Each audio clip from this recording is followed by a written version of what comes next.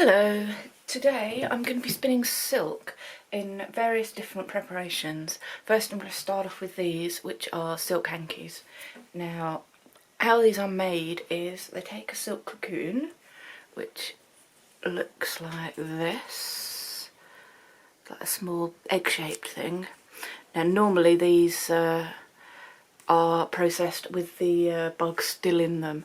This one has been allowed to hatch, so it's got a hole in, but generally they'll be solid. You boil them up in water with a mix of detergents and it softens the ceracin.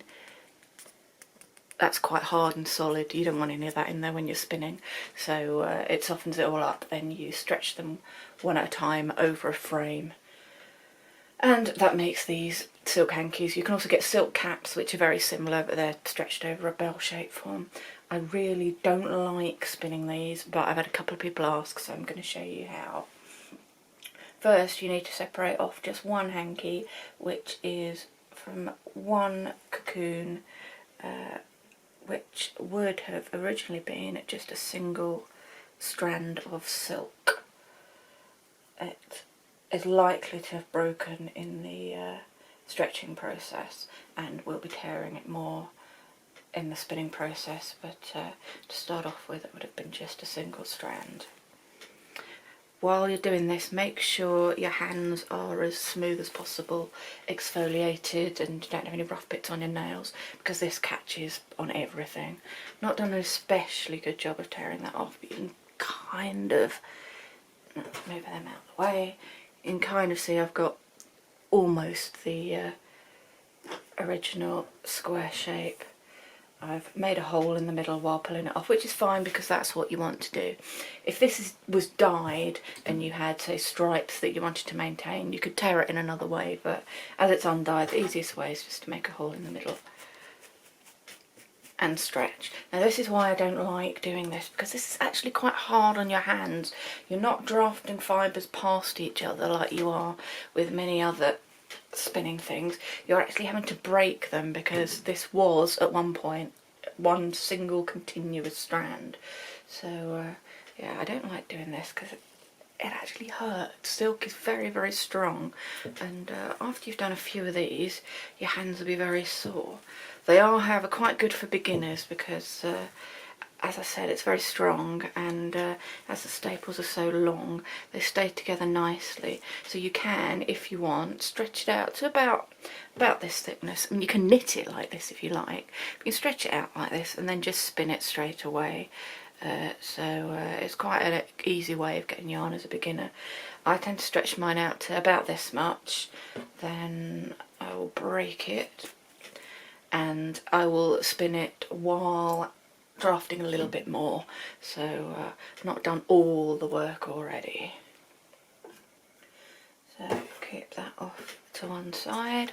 I have my spinner here, Z-twist. I'll start at low speed, but I'm spinning this quite fine, so I'm going to have to turn it up and low take up.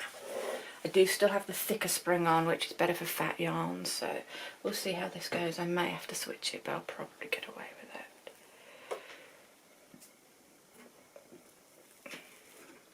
And when you're spinning this stuff, you want to keep your hands as far apart as you reasonably can, because as I said, the staples are very long, so hands too close together, it's just not going to go anywhere.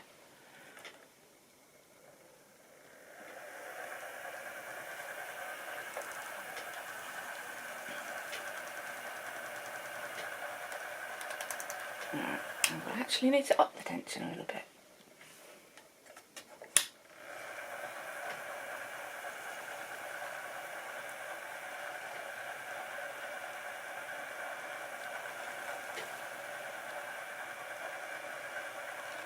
I can't even really see my backhand, I've got it so far out. It comes into shot just about there, so I start my hands about 9 inches apart, pull to maybe 18 inches. And you are going to end up with lumps and bumps this way. There's no real way of avoiding nips, because you get them at the points where the fibres break, however careful you are. If you want a really smooth prep, then go with silk brick or silk tops. Right, that broke, so I guess I can show you what I would do when my fibre breaks. First thing I will do is turn the tension down a bit because I turned it up too much. Then I rethread here, and then I'll leave that for the time being and take this and get all the twist out of this. I want a nice soft fluffy end. So it's got no twist in it now. I'll just open it up and fluff it up a little bit. And then I want to do the same with this end. I want twist in this part but not in this part. So I have some twist up here near the orifice. So I'll run it through my fingers to get all the twist up there but out of here, and this part is still nice and fluffy. And I'll simply overlap these two fluffy areas.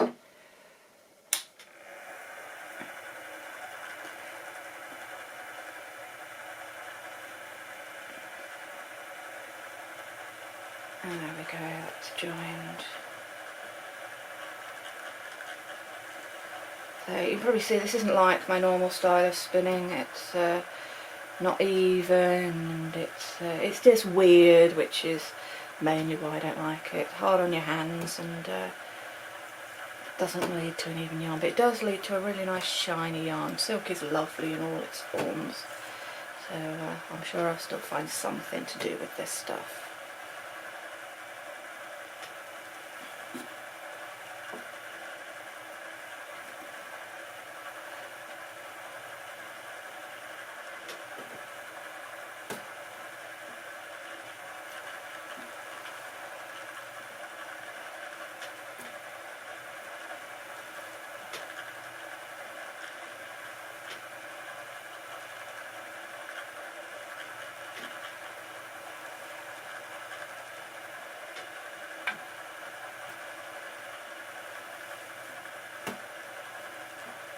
This is recycled sari silk. I've never spun this on my own, on its own, sorry, and I've given the choice I probably wouldn't.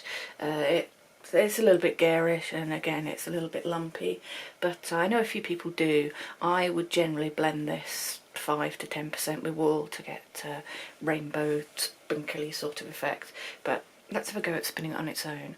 If I pull off a staple length, I can see the staple's very, very short, so I want to do some sort of long draw, at the very least some way of letting twist into the drafting zone, otherwise this is just going to fall apart.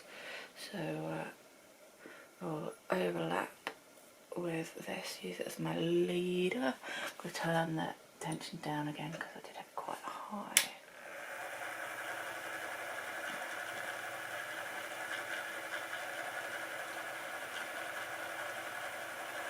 Alright, I'll more speed than that.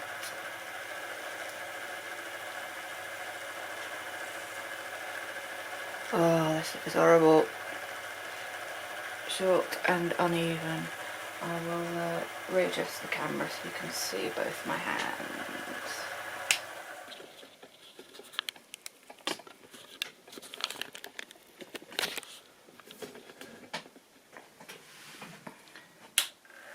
Okay, so I'm doing a sort of long draw. I'm doing it sideways here mostly so you can see. So I let some twist build up there and pull back against my pinch. Then more twist build and let it wind on.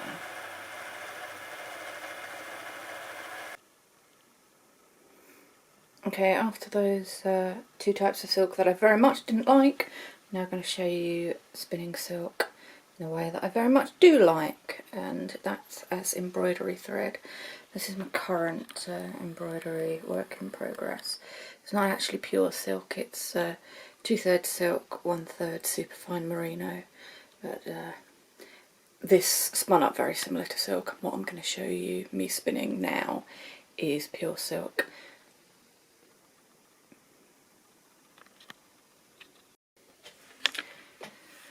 So what I have here is the silk I'm going to be spinning, which is dyed mulberry silk in a beautiful teal blue shade. We'll just pull off a small section. I don't envisage doing that much of it. Start again. For embroidery, I will be wanting to spin a thread that's the same thickness as 2 strands of standard embroidery thread. Each of these strands is plied, so to get 2 strands I would actually need to spin 4 singles. There's no point in spinning 4 singles when 2 would do, as far as I'm concerned. So this is a single strand of embroidery thread. I'm going to try and aim for my singles to be the same thickness as that, maybe slightly finer, as there might be a little bit of fluffing up in the wet finishing process, but as a guide that's about the thickness I want. So I'm using this commercial thread as my comparison, and I've picked a similar colour to the colour I'm going to be spinning. It's because it's easier to see if I'm trying to compare a black and a white thread. It's very hard to tell whether they're the same thickness, but when I've got similar colours it's far easier. I have my spinner set up there. I'm going to want very low take up on this. Again, I may have to change out the spring, I may get away with not. And this silk, I'll put out a staple length so you can see how long it is. It's about that long, so I know I'm going to want my hands at least that far apart, otherwise this isn't going to draft. And it's been compressed in a bag for quite a while, so I'm just going to give it a bit of a shake and open it up a little to make it less compressed. Alright, that looks pretty good. There's a bit of compressed bit there. Okay.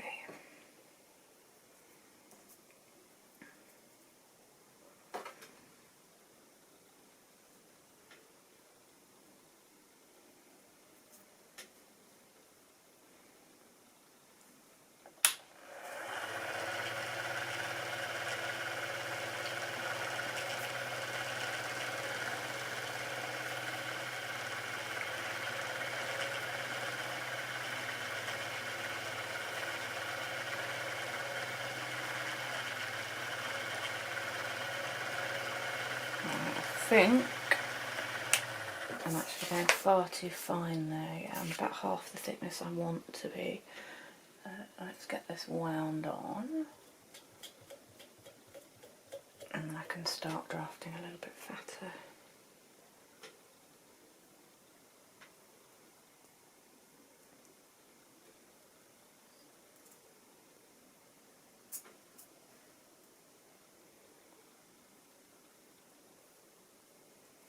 This actually isn't drafting as nicely as I hoped it would. What I might do is try a trick lots of people like to use when spinning silk, and that is spinning from the fold. So I'll pull off a staple length worth. This is nice and opened up now. Aligned. I'll hold this in my hand while wrapped around my first finger. So I've folded it in half. There's 2 ways of spinning from the fold. One is spinning off the tip of your finger, so you the fibre spirals off. The other is stringing straight off the flat of your finger. That's what I'm going to be doing here, because I want to keep the fibres close to parallel as I can to keep the sheen. The only reason I'm doing this is quite old fibre, and it appears to be a little bit compressed and didn't want to draft nicely.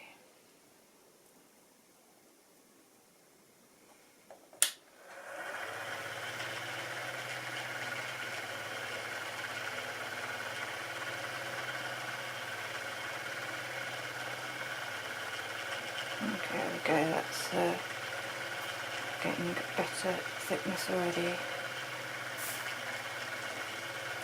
See, I'm drafting past this sample the whole time, so I can keep it fairly consistent. For some projects I wouldn't care, but embroidery thread I do like to try and keep some level of consistency.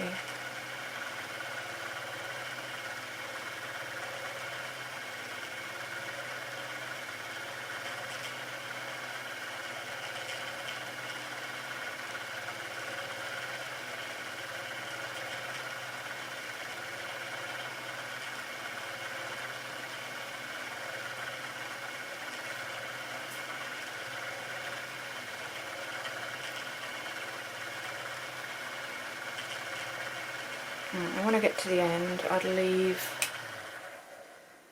just a small fluffy bit like that, enough to make another few inches of yarn, and use that to overlap with my next segment I pull out. So, new part pulled out, put over my finger, old part, fluffy bit, overlapped.